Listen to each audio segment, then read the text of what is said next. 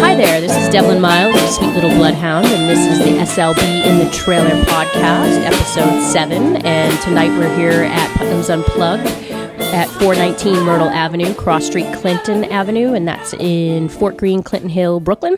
And we're really excited about the artists we have tonight. It's a great daylight out upstairs because of the daylight savings time that happened last night, so we're all a little lack of sleep, but we'll go with that. And we have with us tonight, we have the Dahls, which we're really excited. The band is composed of Orly Ben David, who is the singer-songwriter of the band, and she'll speak to us further about that, as well as Daniela Fischetti, who plays the violin with them, and we have Robin Mitchell, who plays the piano, vocals, and melodica, who's going to also play tonight. And then we have some guest musicians that are going to sit in with her, so she's going to tell us a little bit about that. I would like to introduce the Dahls. Hello. So, Orly, why don't you tell us first a little bit about, you were telling us that you have a new project coming up that you're working on, is that right? Yeah, we're working on our first record, studio recording, and we're hoping to have that out at least by the winter time. I know we're still kind of in winter now that it's March, but we're hoping to have that out probably September or October of this year. Okay. And that is going to be mostly originals or some covers, or what are you comprising on that? Yeah, there's actually one cover. Everything else is original, and our one cover is a Tom Waits song from the early years that we just, I don't know, we kind of fell in love with once upon a time. Great. And when you come in contact with a cover, is it something that you do in a live setting? You're like, this is really working well for us. Like, let's record this cover. Like, how do you decide to record a cover? I don't know. That song in particular, it became like a soothing song for me. And I just couldn't stop playing it. And then I brought it to the group, and we just worked it out, and it sounded like we wrote it.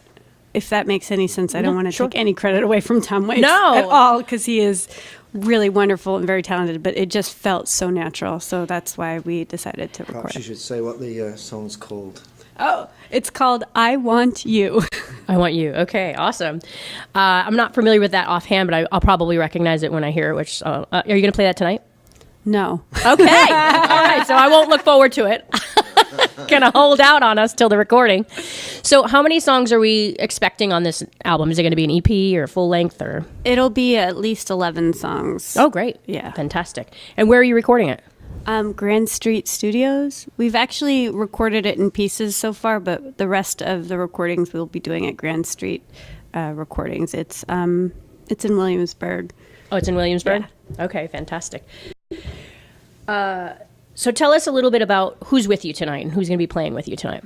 We have Don on drums. Say hello. Hello. We have Al. Hi. On bass. And we have Mitch on keys. Hello. All right, since we have the whole group here, which doesn't often happen when we do the podcast, I do want to open it up and explain what we do, what the point is of the podcast, other than also promoting the artists that do come and play at Putnam's Unplugged. Also, because I'm an independent artist, I find that promotion is very challenging, and it's sort of like a team effort around here that you do a lot of cross promotion with your social medias as well as in person, and then hopefully the podcast has a life beyond to continue to spread the word about your new album and such. So we also are trying to cover tips and things questions that you come across and struggles you come across as an independent artist. And last week we covered how do you identify your audience and where do you fit within that? Can you tell us, any of you, a little bit about what you feel like your genre is, or where you maybe even stylistically other artists that are similar? If we think about what's happening now, like kind of this in the last 10 years, artists like Nico Case and Andrew Bird and songwriters, actually. I think that's the biggest thing. But songwriters who play with other musicians, it's not just a guitar and a voice. It's like there's a collaboration and there are levels to it. I think that's where we are in that. And then also, but like with throwing a wrench in it and just trying to be like very, being a little different. And I know that sounds a little cliche, but like, like putting some weird diminished chord in where maybe somebody wouldn't do that, or like a typical folky wouldn't do that, or just kind of, messing the tempo up a little bit, and just I don't know if that makes sense, if anybody wants to join in on that.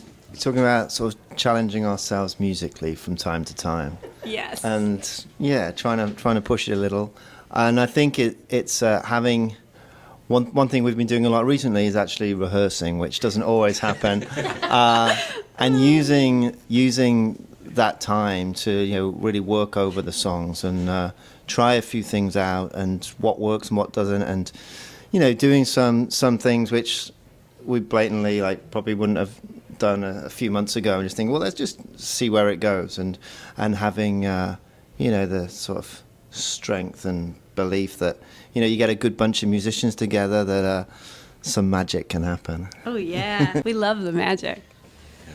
I think music's in this kind of funny place where sometimes it feels like everything's been tried before, and we're always struggling to find that one thing that's going to stick out, that's going to grab the audience. And I think it comes down to what Mitch said: good playing, good energy. But you're always looking for that one thing that's going to grab someone and have them be like, oh, I've never heard that before. Yeah, I totally agree with that, and I think that's the struggle of all of us. But there's also a uniqueness with each individual that brings to the table, because each individual has every different influence. Mm-hmm. Now, Mitch, obviously you have an accent, so you're from the UK? Yeah, I'm from Manchester. So how long have you been here? I've been here 5 years now, five and a half, almost getting on for 6, I suppose. So just name off the top 5 things, musicians that you remember as a childhood growing up with, because that's not what we've grown up with here in America. So who would that be? Well, I mean, I've listened to more Beatles here in the States than I did in the UK, to be honest. But the Beatles were an influence, and I was actually listening to, I guess, a lot of American artists, and certainly people talk about the accent, and whenever you hear British people sing, they're like, well, how come you lose your accent when you sing? and I do it too, and it's because right from the early days, from the Beatles and stuff, we listened to a lot of these American artists, and that was kind of how your ears, that's how it's supposed to sound. So a lot of us Brits, when we sing, you might think that we lose our accent, but other Brits might say, how come you're sounding like an American? Really interesting. Yeah. That is, I noticed that too with Australian accents too. Not to compare your accent, but I follow Missy Higgins, and when she sings, it's very rare that you'll hear a word that sounds like, oh, that's not an American. It's not said in an American way. But in that sense, you said the Beatles. Yeah. I want 3 more artists from when you were young. You said they were American, but there's a chance they weren't famous here, because that happens a lot, where they might be famous abroad, but not here. Yeah, I was listening to a lot of weird stuff. Not weird, but in my teens, I got into soul, and I started listening to Luther Vandross and people like that, and Hall and Oates, Philly, weren't they? Philly pop. And then the old classics like Dylan and Joni Mitchell and. Okay, fantastic. But going off the influences, let's have the top 3 for all of you, because that in itself will make your sound unique. So, Orly, who would be yours? Ani DeFranco saved my life. And I'm glad to see Don shaking his fist at that. That's cool. Yeah, that's right. Buffalo, New York. She was the reason why I ever even picked up an instrument, period. Joni Mitchell, and I don't know. There's so many people, songwriters like Ryan Adams and Dylan and Joni Mitchell. Did I say that? I'm sure I did. And just like Say it again. Yeah, I mean, just like really solid songs. And Joni Mitchell, right? And Joni Fabulous. Mitchell. Okay. Al, give us a couple of yours. I have a weird history. My parents were folkies, and they raised me on Pete Seeger and Dylan and all that. And then I discovered the Beatles, and that changed my life. And then I discovered Black Sabbath, and that changed my life again. And then I discovered Tom Waits, and my life was totally different another time. So it's been this kind of journey where, I have all of these different worlds to kind of choose from and to, to draw on, as the case may be. Every day of the week I'm playing a different kind of music, and that's what I love to do. And Don? I've been raised on classic rock since my car seat days, like the Eagles and, everything from that era. But as I started playing drums, I started to appreciate more textural artists like Joey Santiago from the Pixies or David Byrne of the Talking Heads, that sort of thing, where it's not necessarily technically proficient, but it invokes a feeling, and that's kind of where I come from. That's a really great point. The feeling of music in itself. Can you each tell me the time that you remember, oh God, that song just changed my life? Or the first time, because oftentimes I'll hear a song for the first time and that's when you know it's a hit. Like I remember when I heard Evanescence years ago, the first song they did, which was Wake Me Up, I think it was called. I mean, I heard that on the radio. It was like, that's ridiculous. So amazing. So do you have a moment, any moment, it doesn't have to be when you were a child, that you can remember that identifying moment, this is something that's going to be a hit or anything like that? Or it's talked to you personally? No order. I remember driving my car and going to the pub in my local pub in England, and I'd arrived, and it was one of those occasions where a song comes on the radio, and I was just like sucked in, and I couldn't turn the engine off because I didn't want to lose those few seconds. And it was Ben Folds 5, Brick, and beautiful song, heart wrenching, great chorus, and so much going on lots of different levels. And as a piano player, I was influenced by him as well. Great song. I don't remember the exact moment because I have this habit of doing this thing where I play the song over and over and over and over and over again. And it was Ani DeFranco's Gravel, and she was slapping the fucking shit out of the guitar. And I was just like, what are you doing? How are you doing this? And then just looking, being so incredibly fascinated by her and seeing how she tapes her fingernails to herself. Just like stuff that was like, holy shit. You would never expect anyone to play like that. It's cool. I think for me, it was mostly live performances, even recordings of live performances, like when I discovered The Dead and what happened there, or seeing the Wrens play live. They're a band not many people know about, but the connection between the band and the audience, it wasn't just any one song, but the feeling that was there on stage in the moment. And and I've seen them who knows how many times now, and everyone is different, but everyone has that feeling. I think my first emotional musical crush was Keith Moon of The Who. I mean, not for his fast and loose rock star lifestyle, but like this reckless abandon drumming that he would do, specifically We Won't Get Fooled Again. The drum solo that comes in at 7 minutes and 30 seconds into the song. It's like, wow, where did you pull that out of? Yeah, I think that's amazing when an artist, no matter whether it's the front person or, if they're like in The Who and they have the drummer and he just makes a statement himself. Like David Grohl was recently I love him. He's so out there and trying to always do something different in music, and whether it be with film or with Sound City. And he did this recent show that happened. I can't remember the name of it, but Sonic Highways. Sonic Highways. Did anyone see that? No, Yeah, I have to see that one. So, but what his quote was, he said, "Well, I don't care what happens tonight. I'm going to play the shit out of these drums." You know, it's like, I'm just going to play the shit out of them. And I just thought it was amazing, because it's not just about getting the timing right all the time. Yes, it is, but it's like, is that audience feeling your performance? You know, and every scenario is different. Like, this is a pub scenario upstairs, but the audience is very receptive to music as long as you include them. Now, I've seen artists come and go through the doors that they might be really fantastic musicians, and that will draw them in to an extent, but it won't keep their attention if they don't acknowledge the audience. So I feel that's really important, just in general, to be like, oh, you know, you notice somebody, you have something in common. I find that is a really key thing to do, especially as an indie artist, to draw through lines with the audience, so that they will follow you. They will come up and buy a CD. They will want to get on your fan list, because I think there's so many competitive things right now for your attention. I feel like that's a really important thing. This part I like to ask people, and since we're all musicians, whether you're all in this project permanently or you fill in from time to time, I think it's important, if you have a purpose, if you ever realized as an artist that this is my purpose, music was chosen for me and I have a purpose as a musician. Anybody want to speak on that? Music as a purpose.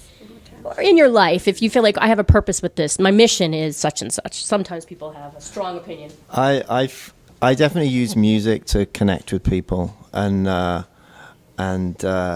yeah, I think it's helped me throughout my life. You know, I've been at times, you know, quite shy and reserved, and music has opened doors and led to like friendships and relationships that, you know, I don't think I would have, you know, had the nerve to develop myself. So music's kind of been like a crutch for me at times, and a friend. And then just like, I was saying, like, for example, going traveling with a guitar, it's, when I was younger, like going around Europe, and it's like a campfire, you know, and that's why it goes together with a campfire. Like, people want to come around you, and you just like make all these connections, and I think that's just carried on for me. It's a way to connect. This is a good question, because sometimes I ask myself, like, why the hell do I do anything I do? And that's like, I'm so compelled to write these songs, even if nobody ever hears them. I don't know why. Like, there's no reason. And I mean, there are reasons too, but you know, that's also this concept for me of like performing and being able to be very loud. I know that sounds strange, but like, if I couldn't exert all the energy that I have inside of me, I think I would spontaneously combust. What neither Mitch or Orly have mentioned is that actually the three of us are music therapists as well as gigging musicians, and Fabulous. Which I think so. But, Good. But so we're not only, you know, working with our own connections to music, but every day we're helping other people use their connection to music for healing and for change and growth. And yet we still don't really get it. Like, none of us know, like, we all know music is this like really important, huge thing in every single person's life, and no one knows why. You know, it's like bigger than any of us. It's bigger than a performance or a connection. It's really like kind of unfathomable. And so we know how to harness it in a way.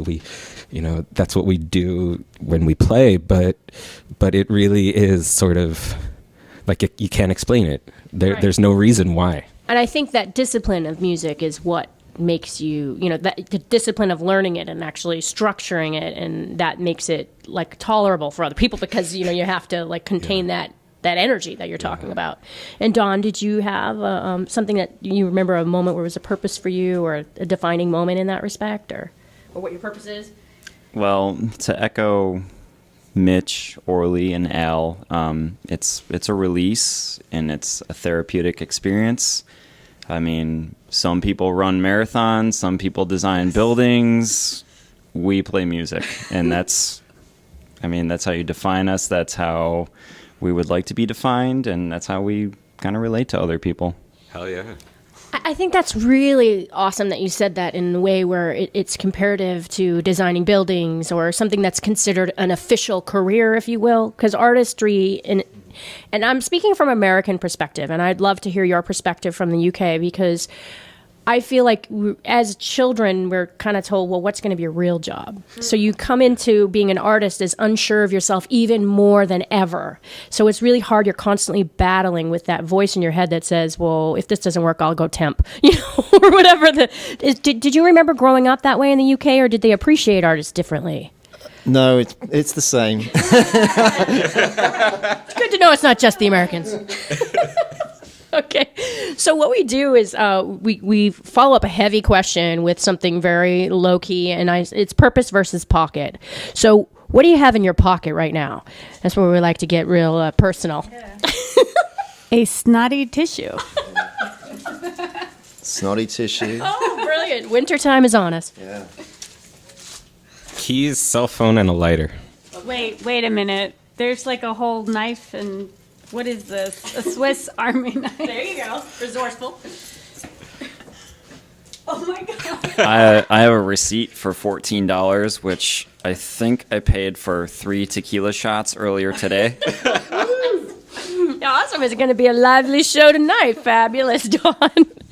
The reason I asked the purpose versus pocket is a lot of times you might have a situation where you do have to work a job that is not your musician or artistry job, and to keep something close to you in your pocket, whether it be a guitar pick or I have like a little rock that says harmony on it that I keep in it. Every time I touch it, when I put my hand in my pocket, I'm reminded, like, okay, this is my first thing. And this is when I wake up, it's on my nightstand. I put it in my pocket. So that's really helped me. I read that about 5 years ago as I was still struggling to transition, and it's just really helped define me. I don't have to make that choice anymore in the morning. Like, that music is your hobby or it's, your passion, and it is me, Yes. So, in saying that, like, we have mass media popularity. So I brought with me today, I have a Billboard magazine, and it's very much geared towards industry. I think fans do read it, but I know that a lot of industry people read it. I was once in a music industry office, and he broke out. I was going as an indie artist, and I was asking for tips, and he broke it out and said, well, they have this many sales. They have 30,000 sales, and when you get to this point, talk to me. But I'm like, I'm an indie artist. I've sold 100 CDs. How do you get to this point? So in that phrase, we'll just talk about the top 10 here and see if you guys, I want you to give me your thumbs up, thumbs down on the 10, okay? Sure. All right. So we have the top 10. The first artist is, number 1 is Drake. Thumbs up. Thumbs up? All you? Big, oh, no comment from the UK. He's from Canada. Okay, Taylor the Queen. Okay. Taylor Swift, number 2. We're a little split on that. Split, we got two and two? Okay, I love Taylor Swift. I think she does a lot of fan interaction. I think that her model to do that. She's been sending a gift like every other week or something like that to her fans, which has been really amazing. She'll pick somebody on her social media, see what they're interested in, and then send them something in relation to what they're interested in, which I think is an awesome thing to do. Ed Sheeran. I've heard one of his songs and saw his video, and I thought it was pretty good. So thumbs up. Yeah. No, impartial, not clear on him. Okay, we got some mix. We got one up, and 3 unsure. Never heard of him. He sang that song, The A-Team, and that was his big hit before this. Okay, Sam Smith, number 4. Thumbs up for me. Sorry. UK, what do you I'm say? in the middle. Oh, middle. Fist bump. Okay. Maroon 5. We just saw them this week. They were awesome. Anybody? I haven't heard the new stuff actually, but I used to like them. Yeah. Same here. They have a ton of hooks in their songs. That's one thing I will say. I have to go back and research if they do all their writing, because I was like, wow, they are full of hooks. Like, there might be 3 hooks in a song, which I think is amazing. Meghan Trainor, All About the Bass. Oh, yeah. I couldn't stop singing that song for about a month, one whole month. It's pretty clever, that song, I got to say. Can I? Yeah, go ahead. Go ahead. Yeah, do it. I mean, just as a bass player, I just wish that it had a better bass line. I don't remember the bass being that groovy. That song is not all about the bass. But wait, there is a postmodern jukebox on YouTube. I think her name is Kate Davis. She covers that song better than Meghan Trainor. And she is a beautiful woman playing an upright bass and singing her heart out. And like all of these artists, I wish that there was more of that. And when I saw that video, I was just like, oh, it's all about Kate Davis and that big bass. Okay, that's a really cool. And actually, let's transition to there. I mean, these other 5 people, we'll get quick ones. Hosier, anybody? Take Me to Church. Have you heard that one? No. No? Okay. Mark Ronson. Yeah, I like him. He's good. Nicki Minaj. I think Nicki Minaj is not a real person. Sorry, Nicki. Oh, dear. I'm going to send that to her FedEx. Okay, we got Beyonce. What about that? Follow it up. All right. Yes. Also not a real person. No, Beyonce. Girls run the world. Yes. Amen. Girls run the world. At this point of the interview, we asked the Mona Dahls each to share their favorite artist and give them a little indie love and plug. Here's what they said. I'm going to, exclude the obvious of people I talked about. Nina Nastasia, I think. Nina Nastasia. There's a record with her and Jim White. It's just drums and guitar, and it was produced by Steve Albini, and that record is insane. So I plug her. She's a New Yorker. The Wrens, I think. They're from New Jersey. They've been at it for like 20 years, 30 years. They're amazing. There's this band from Brooklyn called Modern Rivals, and they are spectacular. They sound like Animal Collective and Brian Johnson, like all in one. It's fantastic. I have another one. Kelly Ray Powell. She, Brooklyn, she will make you cry. The Mona Dahls. All right, then. That was a good way to seal it up. I want to quickly just talk about what the Mona Dahls is. How did that come about, that name? Once upon a time, we were all girls, and we had a bandmate who we just couldn't figure out a name, and she came and she's like, Mona Dahl, like Lolita, and we should call ourselves the Mona Dahls, and it was badass because Mona was apparently the badass. No, I love that. And I wanted to say the Mona Dahls found me, or I was referred to them through Carol Ann Solobello, who is also a fabulous songwriter who has played here at Putnam's a couple of times. And we'll give her little indie plug as well. Yep. She's got some fabulous songs. Where can we find and follow you? Sure, www.themonadahls.com. And how are we spelling Oh, that? thank you. Yes, I always forget. It's Mona, M-O-N-A, and then Dahl is DAHLS.com. Well, I want to thank you all for coming tonight, and we're going to take some time and go ahead and set up upstairs for the Putnam's Unplugged. We're here at 419 Myrtle Avenue, and the cross street is Clinton Avenue. We're happy to have the Mona Dahls. They're going to be going on at 8, and then we're followed by the Japanese pop band Robin's Egg Blue, which I'm really excited to see how they sound live. We'll be returning with Songwriter Night March 22nd, so we look forward to seeing you and hearing you then. Bye-bye. Thank you for listening. This has been an SLB in the Trailer podcast, episode 7, copyright production for Kim Nicolaius and Devlin Miles of Sweet Little Bloodhound. If you've been listening up until this point, you probably recognize that we'd like to start with live clips from the show whenever possible to tease you about the artists we're going to interview. And then at the end of the show, we'll close with more live clips, as long as the sound gods are in our favor. And tonight they were. So without further ado, here are the Mona Dahls. Chicken